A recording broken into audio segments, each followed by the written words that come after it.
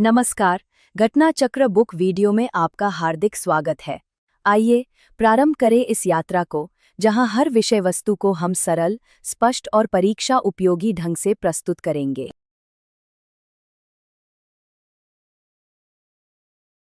गिनी गुणांक। हो सकता है आपने ये नाम सुना हो, खासकर जब भारत में अमीर और गरीब के बीच बढ़ती खाई की बात होती है। पर यह है क्या, और ये हमें भारत की अर्थव्यवस्था के बारे में असल में बताता क्या है? चलिए आज इसी पहेली को सुलझाते हैं। तो पहला सवाल यही उठता है कि आय असमानता यानी इनकम इनइक्वालिटी की चर्चा आजकल इतनी गर्म क्यों है। ऐसा लगता है कि न्यूज़ चैनलों से लेकर चाय की दुकानों तक हर कोई इसी बारे में बात कर रहा है।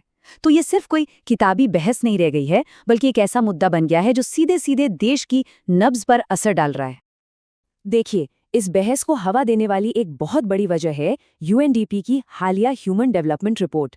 जब यूएनडीपी जैसी बड़ी ग्लोबल संस्था भारत में बढ़ती असमानता की तरफ इशारा करती है, तो पूरी दुनिया का ध्यान इस पर जाता है। इसी रिपोर्ट ने इस मुद्दे को अंतर्राष्ट्रीय सुर्खियों में ला दिया है। और बात यही नहीं रुकी, इसके बाद आई ऑक्सफैम की 2024 की रिपोर्ट, जिसने इस आग में घी डालने का काम किया। इस रिपोर्ट में कुछ ऐसे चौंकाने वाले आंकड़े थे जिन्होंने ये साफ कर दिया कि धन का एक जगह इकट्ठा होना यानी वेल्थ कॉन्सेंट्रेशन सिर्फ एक थ्योरी नहीं, बल्कि एक जमीनी हकीकत है। और इसी के बाद ये बहस नेशनल एजेंडे में सबसे ऊपर आ गई। तो ठीक है, असमानता बढ़ रही है, पर इसे मापा कैसे जाता है?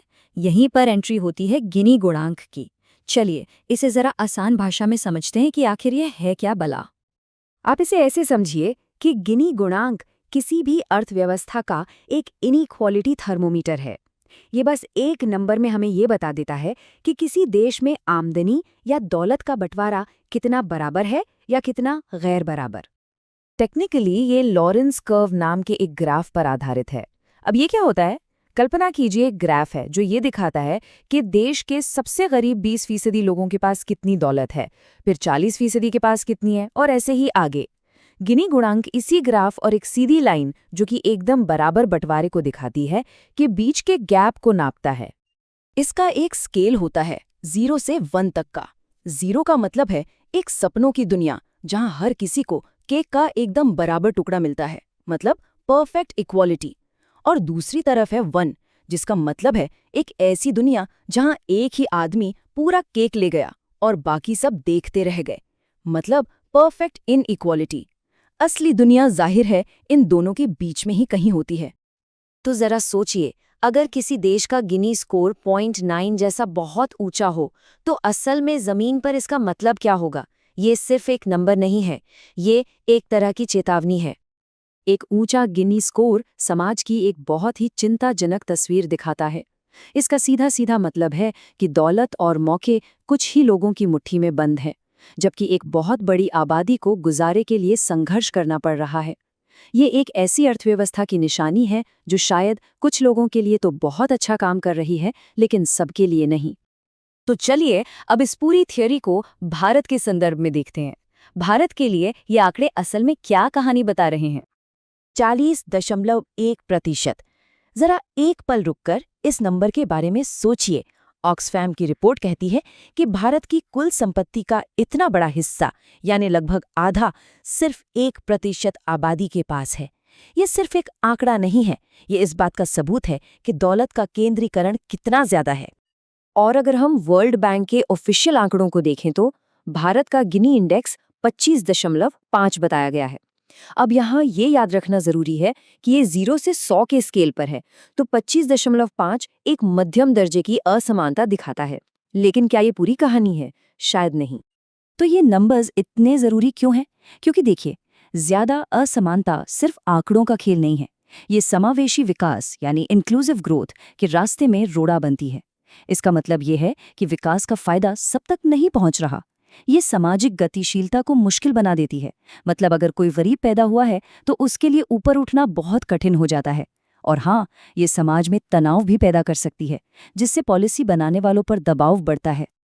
और यहीं से अर्थशास्त्र की सबसे बड़ी बहसों में से एक शुरू होती है, विकास और समानता के बीच का रिश्ता। क्या तेजी से विकास करने के लिए थोड़ी बहुत असमानता जरूरी होती है? एक बहुत दिलचस्प थियोरी है जिसे कुज़नेट्स हाइपोथेसिस कहते हैं। ये कहती है कि जैसे जैसे कोई देश तरक्की करता है तो शुरुआत में असमानता बढ़ती है और फिर एक पीक पर पहुंचने के बाद घटने लगती है, मतलब एक उल्टे यू की तरह। अब सवाल ये है कि क्या भारत अभी भी उस यू के चढ़ते हुए हिस्से पर है, और अगर हाँ तो ये नीचे आना कब शुरू होगा? और ऐसा नहीं है कि सरकारें बस हाथ पर हाथ धरे बैठी हैं। पीएम किसान जैसी योजनाएं किसानों को सीधे इनकम सपोर्ट देती हैं, तो मनरेगा गांव में रोजगार की गारंटी देता है। ये सारी नीतियां एक तरह से उस कुजनेट्स कर्व को समतल करने की ही कोशिशें हैं, ताकि विकास का लाभ ज्यादा से ज्यादा लोगों तक पहुंच सके। लेकिन एक मिनट, क्या गिनी गुणांक ही पूरी कहानी बता देता है? शायद नहीं। असमानता को देखने के और भी कई तरीके हैं, और हर तरीका हमें एक अलग नजरिया देता है। देखिए, जहां गिनी गुणांक पूरी आबादी को एक साथ देखता है, वहीं पाल्मा रेशियो जैसा इंडेक्स सिर्फ सबसे अमीर 10% और सबसे गरीब 40% के बीच की खाई पर फोकस करता है। ये बिल्कुल वैसा ही है जैसे एक ही चीज को अलग अलग लेंस से देखना। इससे हमें समस्या की और भी गहरी समझ मिलती है। तो मतलब साफ है कि हम कौन सा पैमाना इस्तेमाल करते हैं, इससे बहुत फर्क पड़ता है। गिनी गुणांक हमें एक बड़ी तस्वीर देता है, जबकि पाल्मा रेशियो हमें सीधे उस जगह ले जाता है जहां असमानता सबसे ज्यादा चुभती है, यानी अमीर और गरीब के बीच की गहरी होती खाई। और ये सब हमें इस पूरी चर्चा के सबसे बड़े और सबसे जरूरी सवाल पर ले आता है। क्या भारत एक ऐसी अर्थव्यवस्था बना सकता है जो तेजी से बढ़े भी और साथ साथ अपने सभी नागरिकों का ध्यान भी रखे? आर्थिक विकास और सामाजिक समानता, इन दोनों के बीच संतुलन साधना ही आने वाले दशकों में भारत की सबसे बड़ी चुनौती और शायद सबसे बड़ा अवसर भी होगा। इस पर जरूर सोचिएगा।